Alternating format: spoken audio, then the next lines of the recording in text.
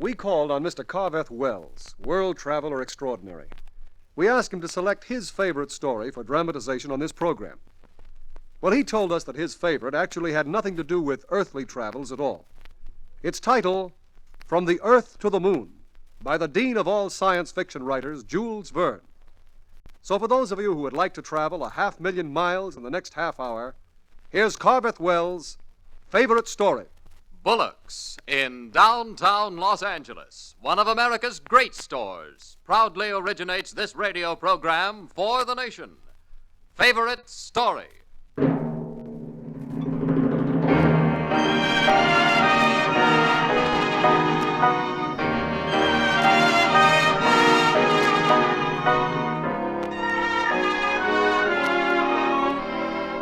This is the program which stars the story, and that means our star this week is Jules Verne's From the Earth to the Moon.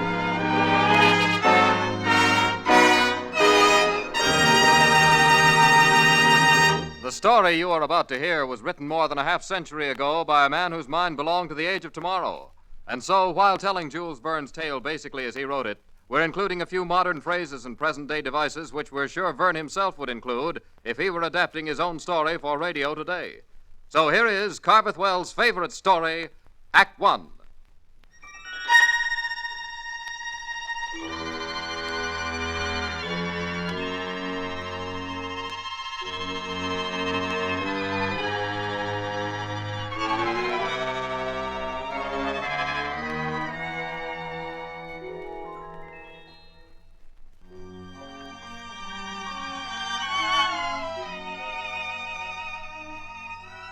When I, sitting, heard the astronomer where he lectured, with much applause in the lecture room, how soon, unaccountable, I became tired and sick, till rising and gliding out, I wandered off by myself in the mystical moist night air, and from time to time looked up in perfect silence at the stars. Cerise?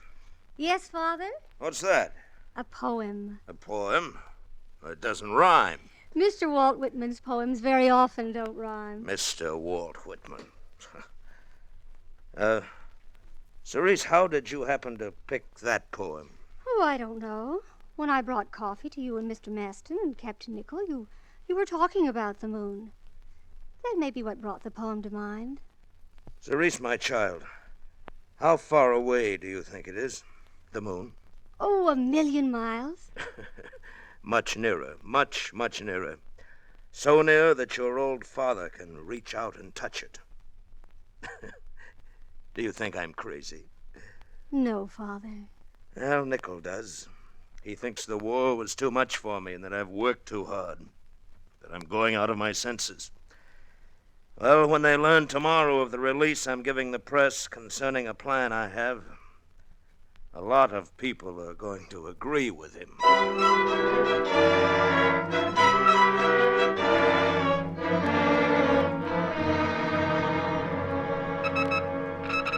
Baltimore, Maryland. A rather startling news announcement has come from the office of Mr. E.J. Barbicane, president of Barbicane Industries, one of America's foremost producers of war material. The entire production capacity of Barbicane Industries, ladies and gentlemen, will be devoted to the manufacture of an apparatus for sending a rocket-propelled projectile into outer space to try to establish direct contact with the moon.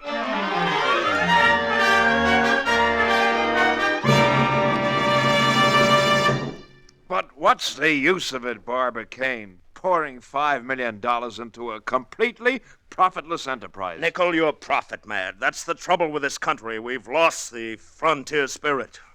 After all, why not explore this moon of ours? It may turn out to hold more profit than you think, Nichol. Mineral wealth, perhaps, and there may be inhabitants of some sort who will exchange ideas with us. Who knows? Are you really serious? Maston, Nichol, you are two of my oldest friends. We went through college together. For years, we've worked together to make Barbicane Industries one of the world's leading producers of guns and planes. Now comes the big chance. A chance to build something instead of blowing up something. And I want you with me on this. I need your enthusiasm. and your brains. It's cockeyed, EJ, but I'm with you. Oh, I'm not. You can't pull me into line with sentiment, Barbicane. I think you're moonstruck. And what's more, I'll bet you $5,000 your crazy projectile never gets outside the Earth's atmosphere. And I'll bet you 10,000 more that it never comes within 1,000 miles of the moon. Nickel, it's a bet. Well, I hope I lose. But I won't. I hope you lose too, Captain. And I think you will. Father, Oh, yes, Cerise. there's a phone call for you from Europe. From Europe? Oh, well, I'll take it on this extension. Hello? Hello, Monsieur Barbicane. Yes, this is Barbicane speaking. I am Michel Ardon. I am calling from Paris. Monsieur, have you completed your plans for your rocket to the moon? No, the plans are not completed. Good, good. You will have to revise them. Change all your blueprints. Make your projectile large enough to carry a human being. Good Lord, why? Because I, Michel Ardon, am going inside.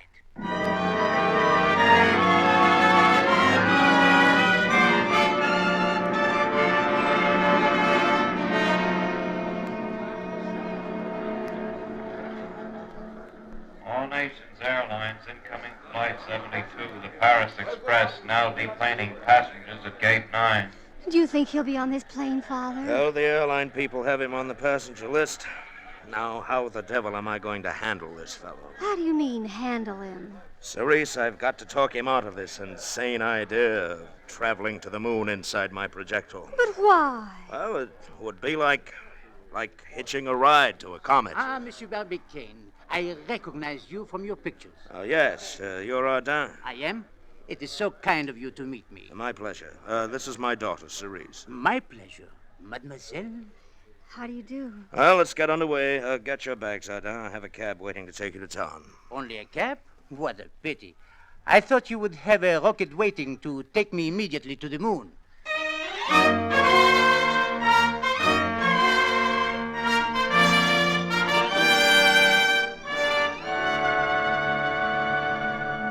The plan. I've checked all our data with the head of Cambridge Observatory. He assures us that an initial velocity of 1,200 yards per second will be enough to drive the projectile out of the Earth's gravitational field. 1,200 yards per second. That's how many miles an hour? A little less than 2,500 miles an hour. Ah, a good fast clip. And will I arrive at the moon by Christmas? The projectile will arrive in about 4 days. Considering the retarding action of the atmosphere, the projectile should strike the moon's surface at midnight of the 4th of December, after traveling 97 hours, 13 minutes, and 20 seconds. I wonder if the Selenites will be glad to see me. The who? The Selenites, the inhabitants of the moon. There are no inhabitants of the moon. I do not believe it, and I'm going to find out. Ardin, you're a fool. Time is short, and I refuse to change my plans to let you commit suicide. This is madness. Monsieur Barbicane, in another age, I should have been an explorer on this planet. A Columbus, a Marquette, a Balboa, perhaps. Now, if one should seek a new horizon, he must leave this earth. You see, monsieur, I am in my own way a seeker for immortality.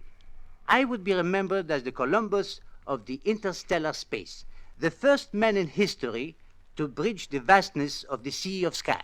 I tell you, it's fantastic. Fantastic, impossible, and absurd. Father? Huh? Oh, hello, Cerise. I didn't know you were here. I've been listening. Do you realize, Father, you sound just like Captain Nickel? What? Well, that's the way he talks to you about your ideas. And if Michel wants to explore a new frontier, as you call it, why should you stand in his way? Your daughter, at least, seems to understand, monsieur. But the shock. No human being can stand such an impact. Then you will find a way to cushion that impact. I cannot believe that the Barbicane who marshaled the industrial forces of America to win a war can be defeated by such a mere technicality. How can you argue with a man like that? Then you will let him go in the projectile? Well, yes. On one condition. And what is that, monsieur? I will let you know when the time comes. 1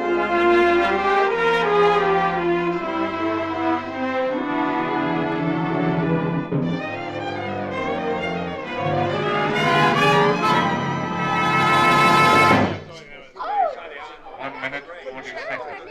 I'm sure you of the radio audience can hear in the background that voice on the public address system here at the launching platform. Only 100 seconds to the 0 hour. the hour at which the intrepid young Frenchman, Michel Ardan, will be hurled into interplanetary space by Barbicane's jet-propelled rocket. 1 minute, 30 seconds. There's a large crowd gathered here near the mouth of the huge gun, which will fire this man-carrying projectile to the moon. At least that's the hope of Barbicane and the scientists. Michel, do be careful. I have my vitamin pills, darling. There's absolutely nothing to worry about. Oh, darling, is it? Michel and I have been getting acquainted these past few weeks. Michel, at the instant of fire, simply relax against the bulkhead. The hydraulic mechanism will absorb most of the shock. I'll relax all right, Monsieur Maston. That's one thing I'm an expert at doing. And Ardan, be sure to radio us when you leave the Earth's atmosphere. Right, Captain. That will be my signal to pay Barbicane $5,000 of the lost bet. Well, you'll have to pay it to Cerise, Captain. I won't be here to collect it. 5, Where will 0. you be, Father? With Michel and the projectile. You're both going? Remember, I told Michel he could go on one condition. And this 40 is the condition. seconds.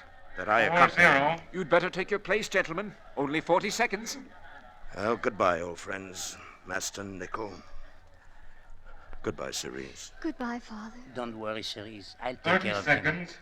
Au revoir, my 3, 0. darling. Au revoir. Come, Michel. To new frontiers. To new frontiers. 20 seconds. 2, 0. Clear the launching platform.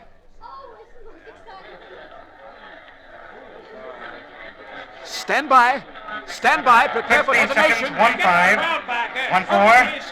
1, 3. The excitement 1, here 2. on the launching platform, 1, ladies and 1. gentlemen, is reaching a 10 fever. seconds. The crowd falls 9 back. seconds. The moon-bound 8 rocket seconds. is about to 7 take seconds. off. 6 seconds. 5, 4, 3, 2 seconds. 1 second.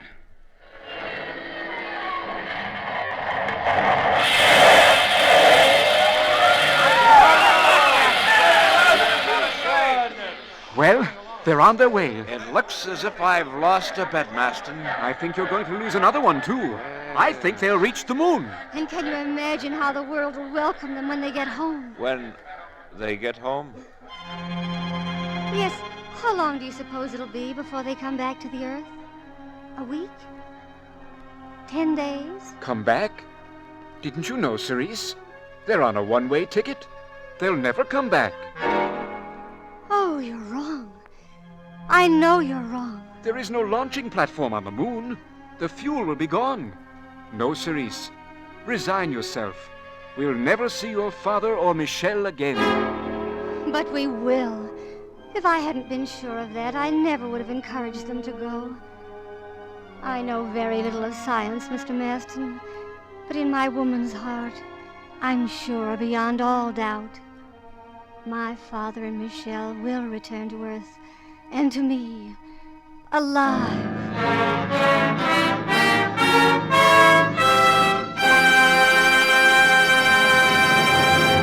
In a moment, Act Two of Favorite Story, Jules Verne's From the Earth to the Moon.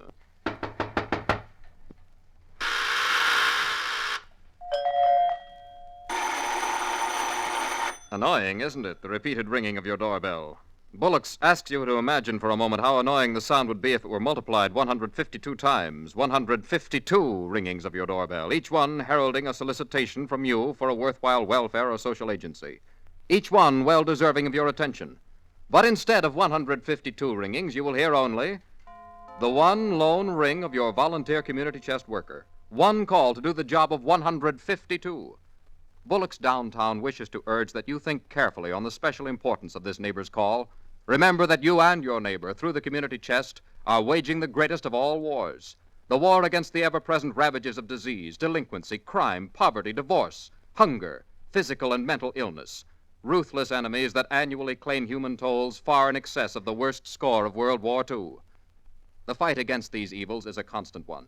It must be carried on every second of every minute of every day throughout the world. It is your fight to protect your family, your home, your community. You must do your share. When this week you answer your doorbell to the community chest, Bullock suggests you please consider carefully your responsibility and your opportunity. Remember that it is 152 calls in one. And give enough.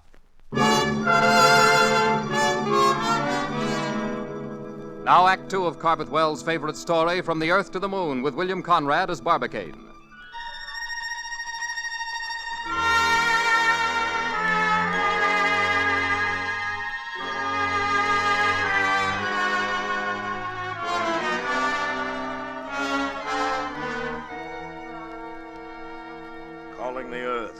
calling the Earth, calling any radio stations on Earth. This is Barbicane.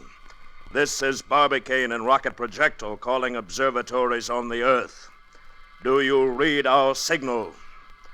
Over. No answer. What's wrong? I don't know, Michel.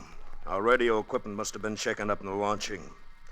They can't hear us, we can't hear them. Do you feel all right? I think so. How long were we unconscious after the takeoff? About 2 hours. Earth hours, that is. What do you mean, Monsieur? Earth hours? Time gets twisted out here in space, Michel. And an hour is a much different length of time when we're traveling at this enormous rate of speed. Aren't you acquainted with Einstein? I regret to say, Monsieur, we have never been introduced. All I know is that my Earth appetite tells me I'd like something to eat. Oh, well, there are some high-nourishment food capsules here in the locker. I'll have them ready for us in a moment. You just relax and pretend you're at home in your own sitting room in Paris. Whatever you say, Monsieur Barbicane. You know... Good Lord, man, put out that cigarette. We've barely enough oxygen to sustain life for a week without wasting it by burning tobacco. Oh, you are right, of course. Here's your dinner. Is this all? One little cup full of brown water? Well, that contains more nutrition than many a 6-course dinner, monsieur. Enough energy to keep you going until daylight. Monsieur Barbicane, it's daylight now. There's the sun. Well, I didn't expect we'd be out of the Earth's shadow so soon. That's strange. The sun is up, but the sky is still black. Out here in space, there is no atmosphere to scatter it into blue. It's odd seeing the sun and the stars at the same time, and the moon, too, a full moon. The moon may be full, but to us, my friend, the Earth is new. What do you mean? Look behind us. You see that long, thin crescent in the sky? Sacre cieux! It fills up half the sky. That's sunrise on our Earth. From where we're watching, the world is in its first quarter. How far away is it now, the Earth? A radius, perhaps 4,000 miles. Farther away than man has ever traveled from the sordid soil of our planet. Yes, and growing farther away every instant. Farther away from her.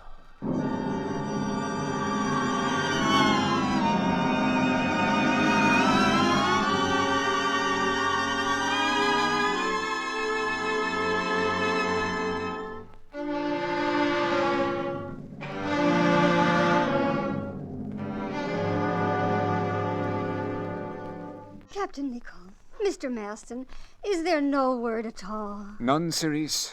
None of the reports at this observatory or any of the others have revealed the least sign of the rocket. And all efforts at radio contact have failed. I'm afraid, Cerise, that we must face the facts. No, they're alive. I'm absolutely certain of it. How do you know, Cerise? I told you before. A woman knows things. And I tell you, my father and Michel are both alive.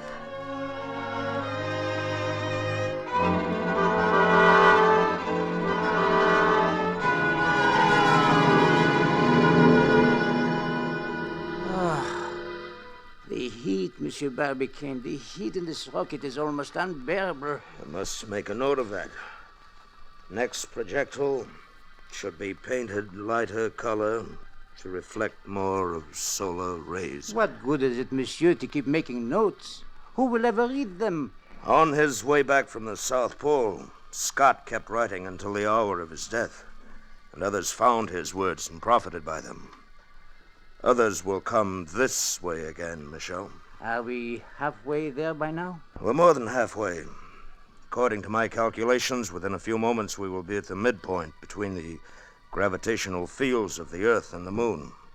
In other words, we'll soon cease flying away from the Earth and start falling toward the Moon. Then it calls for a celebration, doesn't it? We have a bottle of wine here. Let's open it and celebrate our arrival in the lunar sphere of influence. Very well. Here are the wine glasses. Ce n'est pas possible. The glass just hangs in the air. How do you do that? Quite a trick, isn't it? Is it magic? You can do the same thing, Michel. There's no gravity. We're passing the point where the Earth's attraction cancels out that of the Moon, and vice versa. In other words, nothing weighs anything, and everything weighs nothing. Whew. I need a drink. Now what's wrong? The wine won't pour. Why should it? Shake it, Michel. That will force the liquid out. The wine just hanging in the air like a blob of jelly. Oh, this is sloppy, Michel. We'll have to push the wine into the glasses with our fingers, I guess. Like this. Monsieur Barbicane, I never realized that what a convenience gravitation is. Toast, then, to gravitation. To gravitation. Listen. What's that? Sounds like air escaping. No, our pressure's still normal. Barbicane, mon Dieu. Look out of this window. A mountain of rock. It's coming straight toward us. Can we steer out of the way? With what, my boy? There's nothing to steer with. We can't push against ether. No, Michel, all we can do is pray it misses us. It's practically on top of us. We'll be crushed. No, it may go by. We may be safe.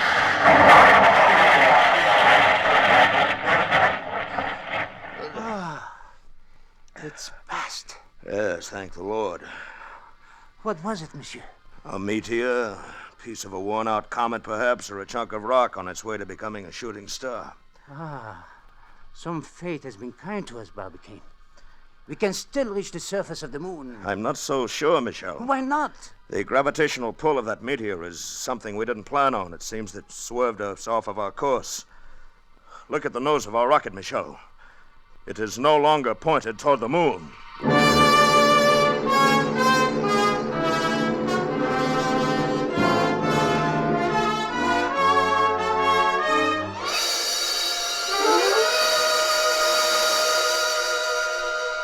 Cerise, Captain Nickel, I found the projectile. I can see it here in the telescope field. Let me look. Can you see any sign of life? There's nothing but a point of light like a star, but it seems to move slowly toward the northern limb of the moon. The northern limb? That isn't right. No, something went wrong with our calculations. The rocket is thousands of miles off its course. That little star. That little fleck of light at the moon's edge. Is that you, Father? Is that you, Michel? Do you know I'm watching you, Father? Do you know my heart is out there in space with you, 250,000 miles away? Michel, do you know I love you?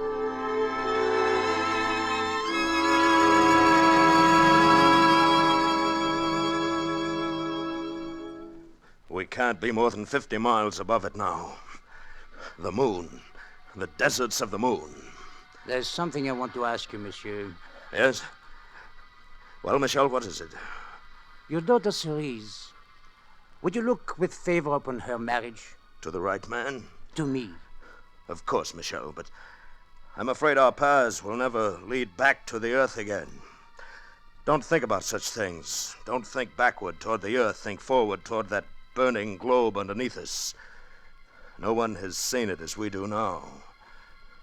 That circular mountain over there, that's the crater of Tycho Brahe.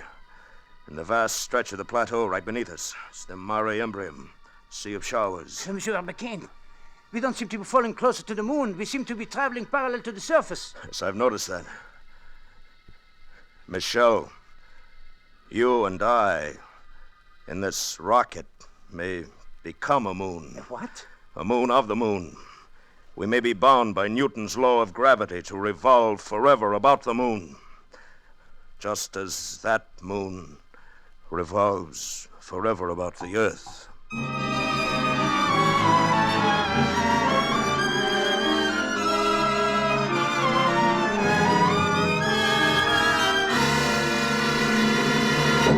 They've disappeared. I can't see them in the telescope. How can they just disappear? Behind the moon. The projectile has overshot its mark. I believe it's going to revolve around the other side of the satellite. Nickel, I have news. It may be wonderful news. What is it? What kind of news, Master? We have enough observations of the rocket to plot its course, and knowing the mass of the projectile and the distances involved, I have computed something Barbicane and Michel could never calculate for themselves. I believe I know where they are going. And we will see them again. Cerise, the projectile is moving in an open curve, what mathematicians call an hyperbola. Its path will cross the Earth's orbit again. And my friends, if my figures are correct, our brave travelers through space will fall back into the Earth's atmosphere before the end of the week.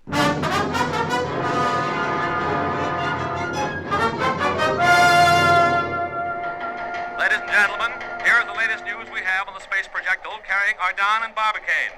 It has circled the moon and is now plunging back toward the Earth. Sometime tonight, sometime in the next few hours, the rocket-propelled ship will arrive on the Earth's surface. Just a moment, ladies and gentlemen, there's a bulletin coming in. The corvette Susquehanna off the California coast has reported that the moon-bound spaceship crashed into the Pacific Ocean. The Susquehanna steamed to its rescue and picked up both the survivors alive and in good health.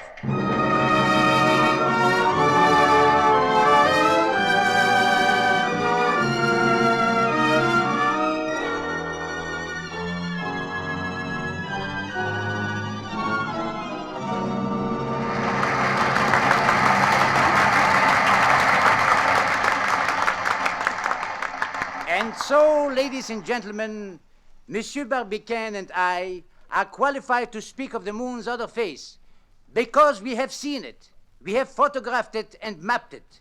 We have brought this hidden world into a scope of man's knowledge.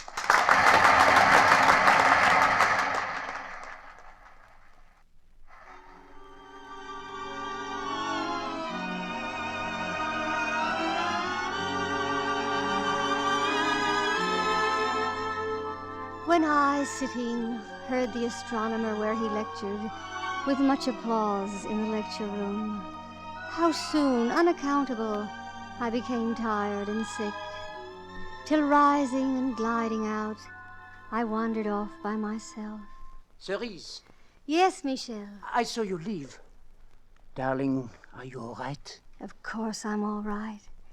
I just wandered off in the mystical, moist night air, and from time to time Yes, darling. looked up in perfect silence at the stars.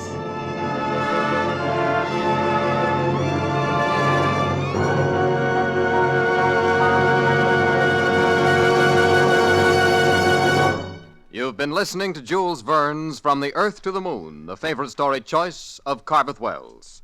Favorite Story is brought to you each Tuesday at 9 by Bullock's in downtown Los Angeles, one of America's great stores. Football fans, many of you have been told by Bullock's during the past few weeks that tickets for the USC-UCLA football game would go on sale November 13th at Bullock's football ticket booth in the below street level Bullock's store for men. Bullock's has just been notified by the home team UCLA that due to the unusually large advance sale of tickets, season tickets, alumni, students, and mail applications, that they will not be in a position to provide Bullock's with tickets for public sale, which they originally thought could be arranged. All mail order money will be returned as soon as possible. Heard in this week's cast were William Conrad as Barbicane, George Sorrell, Jeff Corey, Byron Kane, Thelma Hubbard, Don Diamond, Bill Pennell, and your announcer, George Barkley. This week's favorite story was directed by True Boardman. Sound designs were by Jack Hayes. Original music was composed by Bob Mitchell, who conducted Claude Sweeten's orchestra. This was a Lawrence and Lee production. Bullock's proudly originates it for the nation.